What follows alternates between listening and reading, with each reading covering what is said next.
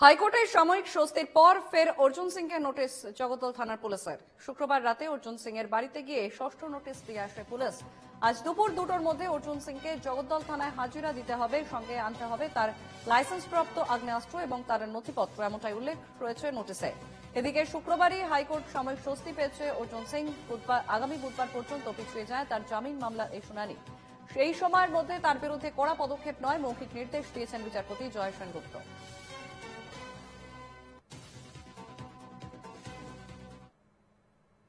আমি আগেও বলেছি কি আমি আর্মস জমা করব কোর্ট অর্ডারে, কেন এরা আর্মসকে টেম্পার করতে পারে।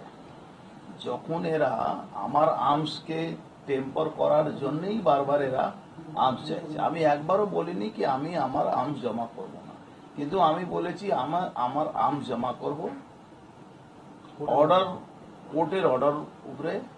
কোর্ট অর্ডার দিলে আমি আর্মস জমা করব।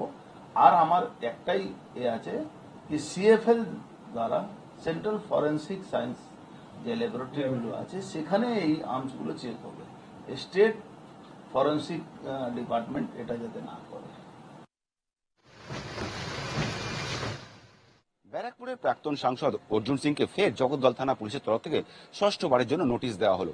মূলত জগদ্দল মেঘনা এলাকায় গত 26শে মার্চ গুলি এবং বোমা কাণ্ডের তদন্ত করতেই অর্জুন সিং এর বিরুদ্ধে যে অভিযোগ উঠছিল সেই তার আগ্নেয়াস্ত্র থেকে গুলি করা হয়েছিল, তারই তদন্ত করতে তার লাইসেন্সপ্রাপ্ত আগ্নেয়াস্ত্র এবং নথিসহ আজ দুপুর 2টোর মধ্যে জগদ্দল থানায় হাজিরা দেওয়ার নির্দেশ দেওয়া হয়েছে। কিন্তু এই নোটিশ কোনোভাবে বৈধ নয় এবং তিনি কোনোভাবেই যাবেন না, আইনজীবীর সাথে কথা বলেই সিদ্ধান্ত নেবেন। তার পাশাপাশি তার আগ্নেয়াস্ত্রটি বিকৃত করা হতে পারে এই আশঙ্কা করছেন জগদ্দল থানা পুলিশে, এবং সে কারণে তিনি চাইছেন আদালতের মাধ্যমে তার আগ্নেয়াস্ত্রটি পরীক্ষা করা হোক।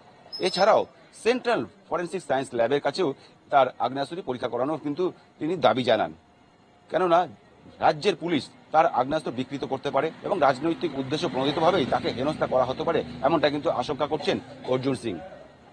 জগদ্দল থেকে দেবপ্রিয় সরকার, এনকেটিভি বাংলা।